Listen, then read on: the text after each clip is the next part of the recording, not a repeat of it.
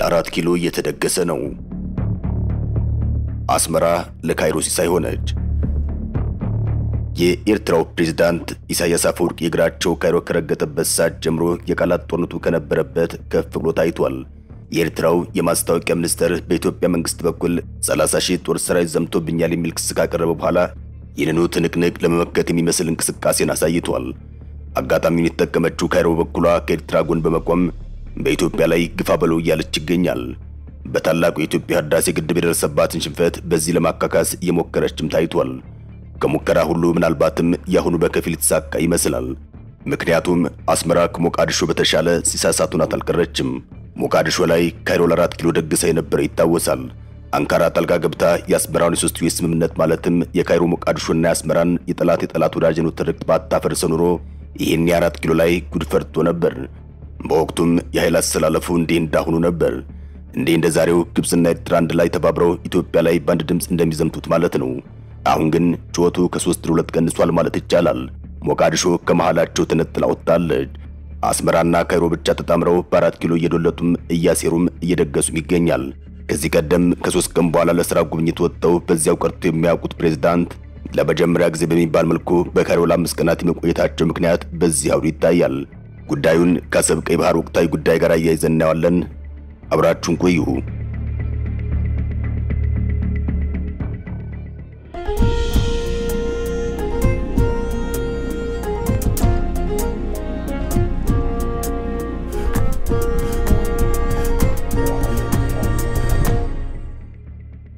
የአልሲሲና የኢሳያስ ፊርማ። ፕሬዝዳንት ኢሳያስ አፈወርቂ አሁን ካይሮ ናቸው። ከአስመራ ካይሮ እንደገቡም ብዙ ሳይቆዩ ከፕሬዝዳንት አብዱልፈታህ አልሲሲ ጋር መክረዋል። አልሲሲም አጋጣሚውን ጠብቀው በመዛት ይታወቃሉና በዚሁ በተለመደው ችኩልነታቸው የተለመደውን ዛቻ በኢትዮጵያ ላይ እያሰሙ ቃል ገብተዋል። ኢትዮጵያ ለቀይ ባህር ጎረቤት ስላልሆነች ምንም ማገባትን በማለት ለኤርትራ ሉዓላዊነት መከበር ከኢሳያስ ጎን እንደሚቆሙ አረጋግጠዋል። ይህው ዛቻቸው ቀድሞ የሚጠበቅ ቢሆንም ያሁኑ የተለየ ትኩረት ያገኘበት ሁኔታ ተፈጥሯል። ከኤርትራ ከፍ ባለ መልኩ ግብጽ ባለ ጉዳይ ሆና ታይታለች። ይህም አስመራ ለካይሮ ሲሳይ መሆኗን ያሳያል። 4 ኪሎም ከአስመራ ያልተናነሰ ለካይሮ በረከት ወይም ሲሳይ ሆናለች። አሜሪካኖች እንደሚሉት በኢትዮጵያና በኤርትራ ጸብ አትራፊዋ ግብጽ ብቻ ናት። በአንድ ወቅት አንድ የነበሩት ኢትዮጵያና ኤርትራ በዚህ ሰጣ ገባ ወደ ግጭት ከገቡ ትርፋማ ይሆናሉ ተብሎ አይጠበቅም። ሁለቱም ከባድ ኪሳራ ይገጥማቸዋል። ኪሳራ ውስጥ ከመግባታቸው በፊት ለድርድር ቢቀመጡ ይመከራል። ከባዱ ውጥረት ወደ ድርድር እንዲያስገባቸው ምክንያት ይሆን ዘንድ በርካቶች እየመከሩ ናቸው። አንዳንዴ ጠብ ፍቅርን ለማጠናከር ይጠቅማልና ይህን አጋጣሚ ወደ እርቅ መቀየር ያስፈልጋል። አለዚያ ግን እንደተባለው ግብጽ ልል እያለች ወደ ጦር ሜዳ ታስገባቸውና ከዚያና አልሲሲ ጥርሳቸውን እየፋቁ መሳቅ ይሆናል። ምክንያቱም የሚጠብቁት ይህንኑ ስለሆነ። ተወደደም ተጠላም የኢትዮጵያና ኤርትራ ግጭት ለካይሮ ሲሳይ ነው።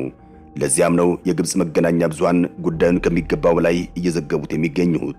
በአሁኑ ሰዓት የግብጽና የኢትዮጵያ መገናኛ ብዙሃን ጉዳዩን እኩል መነጋገሪያ አድርገው እየዘገቡት ያለበት ምክንያት የሚታወቅ ሲሆን ግብጾች ከፍየሏ በላይ መሆናቸው የሚጠበቅ እንጂ የሚገርም አይደለም። የኢትዮጵያን ቀጠናዊ ውጥረት ሁሌም በጉጉት የሚጠባበቁ ስለሆነ አጋጣሚውን አያልፉትም። የኢትዮጵያ መንግስት ከሶማሊላንድ ጋር የወደብ መግባቢያ ስምምነት ባደረገ ጊዜ ካይሮ ያዙ ሊቀቁ ስትል ከዋናዋ ተቃዋሚ ሞቃዲሾ ከፍ ባለ ሁኔታ ነበር።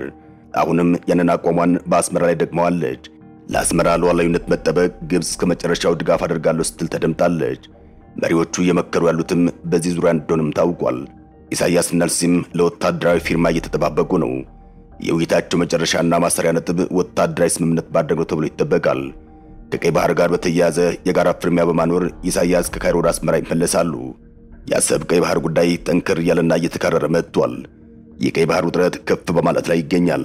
ላለፉት በርካታ ወራት በአሰብ ቀይ ባህር ጉዳይ የኢትዮጵያ ስም ሳትጠራው ላይ የማታውቀው ግብጽ አሁን አጋጣሚውን ተጠቅማ 4 ኪሎን ለማስጨነቅ በመሞከር ላይ ትገኛለች።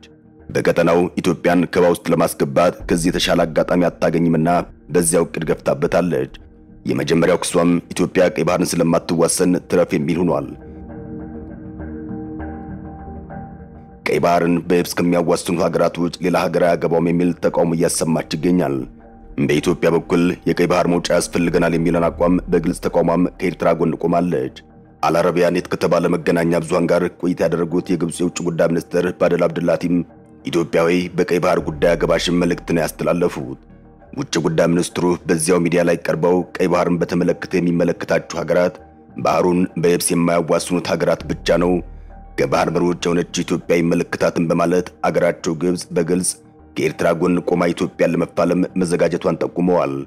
ግብጽ ኢትዮጵያ በቀይ ባህር አገባሽም እያለች ያለችው እንዳትሳተፍ ጭምር ነው። ኢትዮጵያ የቀይ ባህር አባል ሆና መሳተፍ ከጀመረች በቀጠናዊ ዲፕሎማሲ በላይነት ታገኛለች የሚል ግምት በግብጽ በኩል አለ። ካይሮ ከአባይ ወንዝ ጋር በተያያዘ ኢትዮጵያን ከፍታ ፈጽሞ አትፈልገውም። ሳውዲ አረቢያ፣ ግብጽ፣ የመን፣ ሱዳን፣ ኤርትራ ከጅቡቲና ከዮርዳኖስ ውጭ ኢትዮጵያ በቀይ ባህር ድርሻም ጉርብትናም የላትም የሚለው የግብጾች ክስ ዓላማው ከዚህ ጋር የተያያዘ እንደሆነ ይነገራል። ቀይ ባህርን በማስተዳደር በኩል የሚመለከታቸው ካይሮና ሳውዲ አረቢያ ብቻ እንደሆኑ በስፋት እየተገለጸ ይገኛል። ይህም ራሷን ኤርትራን ጭምር ሳያስገርማት አልቀረም። የግብጽ ድግስ በቀይ ባህር ያሰጋል። ቀይ ባህርና ወደ አውሮፓ ወሽመጥ የሚወስደውን ሜዲትራንያን የሚያገናኘው ስዊዝ ካናል ባለቤት የሆነችው ካይሮም የኢትዮ ኤርትራን አሰብ ቀይ ባህር ፍልሚያ ከፊቱን ለመምራት እየደገሰች ትገኛለች። ለመሆኑ ከኢሳያሱ የካይሮ መልስ ምን ይፈጠራል? ፕሬዝዳንት ኢሳያስ እግራቸው ካይሮ ከረገጠበት ሰዓት ጀምሮ ከአስመራ እስከ 4 ኪሎና በለውም እስከ ካይሮ ድረስ የቃላት ጦርነቱ ከነበረበት እጥፍ ከፍ ብሎ ታይቷል። የግብጽ መገናኛ ብዙሃንን ጨምሮ በጉዳይ ላይ ከፍተኛ ርብርብ በማድረግ ላይ ናቸው። በኢትዮጵያ በኩልም በተመሳሳይ መልኩ ከፍተኛ ሽፋን አግኝቷል። የኤርትራዊ ማስታወቂያ ሚኒስትር በኢትዮጵያ መንግስት በኩል 30,000 ጦር ሰራዊት ዘምቶብኛል የሚል ከባድ ክስ ካቀረቡ በኋላም ይህንኑ የሚዲያ ትንቅንቅ ለመመከት የሚመስል እንቅስቃሴ በኤርትራ በኩል እየታየ ይገኛል። ኤርትራ ከወትሮ በተለየ መልኩም በሁሉም አውድ ሕግና ታሪክን አጣቅሳ እየሞገተች ይገኛል። በኢትዮጵያ መንግስት በኩል አሰብ ለኤርትራ የተሰጠችበት ምክንያት የሚያስረዳ ሰነድ አጥቻለሁ እያለ ይገኛል። የሚያሳየው አሰብ ለኢትዮጵያ ስለሆነች መመለስ አለባት የሚለውን ነው። ኤርትራን ያሰጋትም ይህ ጉዳይ ሳይሆን አልቀረም። ዓለም ይታዘበኝ እያለች ያለችው በአሰብ ጉዳይ ያሏትን መረጃዎች በማቅረብ ነው። የኤርትራ መንግስት ጉዳዩን በድርድር የመፍታት ፍላጎት ቢኖረውም ስጋቱ ከፍተኛ ስለሆነም ምላሹ ከዚሁ በተቃራኒ እየሆነ ይገኛል። ኢሳያስ በመምሻ ዕድሜያቸው ከብቸኝነት ወጥተው የዓለምን የፖለቲካ መድረክ ለመቀላቀል ቢሞክሩም መሬት ላይ ያለው ውጥረት ሙከራቸውን ከግብ የሚያደርሰው ሆኖ ይታያቸው አይመስልም። ወደ ካይሮ በጥብቅ ጉዳይ ያመሩት ከዚሁ ስጋት በመነሳት እንደሆነም እየተነገረ ይገኛል። በአሁኑ ሰዓት የኢሳያስን ስጋት በብቸኝነት የምትጋራው ካይሮና መሪዎቿ መሆናቸው ሳይታለም የተፈታ ሆኗል። ካይሮና ኤርትራ የኢትዮጵያን የውስጥ ችግር ቀጠናዊ መልክ በማስያዝ መንግስትን በማስጨነቅ የረጅም ጊዜ ልምድ እንዳላቸው ይታወቃል። ኢትዮጵያም በግድቡ በአሰብና በቀይ ባህር የገጠማት ፈተና እየተወሳሰበ ያለውም በእነዚህ ምክንያቶች ነው። ኤርትራ በአሰብ ቀይ ባህር ጉዳይ ጠንከር ያለ ምላሽ አከታትላ በመስጠት ላይ ያለችው ነገሮች ተበላሽተው መልካቸውን ቢቀይሩ ደጋፊ ያለኝ የሚለውን ፖለቲካዊ እቅድ ለማሳካት ካይሮ ላይ ልዩ ትኩረት አድርጋለች። በዚህ ምክንያት ካይሮ ለኢትዮጵያ የምትደግሰው በስጋት የሚታይ ሆኗል። የግብጽ ፍላጎት አስቀድሞም ቢሆን የሚገመትና የሚታወቅ ነው። 4 ኪሎና አስመራ በወደብ ጉዳይ ከገቡበት ስጣ ገባ ሰከን ብለው ከስሜት ወጥተው ጉዳዩን በጥንቃቄ ካልያዙት የካይሮ ድግስ በውጤት ከባድ ሊሆን ይችላል። ውጥረቱ ለአፍሪካ ቀንድም የሚተርፍ ሲሆን ወትሮም የኢትዮ ኤርትራ ውጥረት ለመላ ምስራቅ አፍሪካ የሚተርፍ እንደሆነም ተንታኞች ይናገራሉ። እናም በአሁኑ ሰዓት የኢትዮ ኤርትራ ስጋት ከዕለት ወደ ዕለት እየጨመረ መጥቷል። ተከታትለው እየተሰጡ ያሉ መግለጫዎችና ከዚያ ጋር ተያይዘው የሚሰጡ ትንታኔዎችም ስጋትን ፈጥረዋል። ከተንታኞቹ መካከል አብዛኞቹም ለኢትዮጵያና ለኤርትራ ምክር ይድረስልን እያሉ ይገኛል። ካለፈ የጦርነት ታሪክ መማር እንዳለባቸው እየመከሩም ይገኛል። ጉዳዩን በሰላማዊ መንገድ እንዲፈቱት እየጠየቁ ሲሆን ያም ሆኖ ግን አሰብን ማዕከል ያደረገው የኢትዮጵያና ኤርትራ ትንቅንቅ አስፈሪ ደረጃ ላይ ደርሷል። ውጥረቱ በፍርሃትም በስጋትም በመታየት ላይ ይገኛል። በኢትዮ ኤርትራ መካከል ያለው ውጥረት ወደ ጦርነት ያመራል የሚል ስጋትም በአንድ በኩል ውጥረቱ ዓለም አቀፍ ሕግን መሰረት ባደረገ መልኩ መፍትሄ ያገኛል የሚል ተስፋም በሌላ በኩል እየተነሳ የተጣለ መሆኑን ከነባራዊ ሁኔታዎች መረዳት ይቻላል። የሆነ ሆኖ የዛሬ 7 ዓመት ግድም ፍቅር የነበሩት ኢትዮጵያና ኤርትራ መጨረሻው በስጋትና በተስፋ መታየቱ እንደቀጠለ ይገኛል። የሁለቱ ሀገራት መንግስታት ገድላቸውን በመተረክ ተመሳሳይ የገንዘብ ኖት በመጠቀም ኢትዮጵያ አሰብን በነጻ እንድትጠቀም በመፍቀድ የሁለት ሀገር አንድ ህዝብ የሚሆኑበት ጊዜ ተመልሶ ይመጣ ዘንድ ከሁሉም አቅጣጫ ጭላንጭል የሚታይ ጭላንጭል ተስፋ ነበረ። ይህን የሚሉት አብዛኛው የኢትዮ ኤርትራን የፍቅርና የጠብ ጊዜያት በትክክል የሚያስታውሱ ናቸው። ብዙውን ጊዜ የኢትዮጵያና ኤርትራ ግንኙነት በፖሊስ ተጋምዶ በዘላቂነት የመቆየት ፈተና ይገጥመዋል። በኢትዮጵያና በኤርትራ መካከል የሚታዩ ግንኙነቶች ለረጅም ጊዜ እንዲቆዩም መስራትን ይጠይቃል። ለዚህም የሚያስፈልገው የመከራ ጊዜ ማስታወስ፣ ከዚያ መማር አስፈላጊ ይሆናል። ታሪኩን በመጠኑ ለማስታወስ እንሞክር።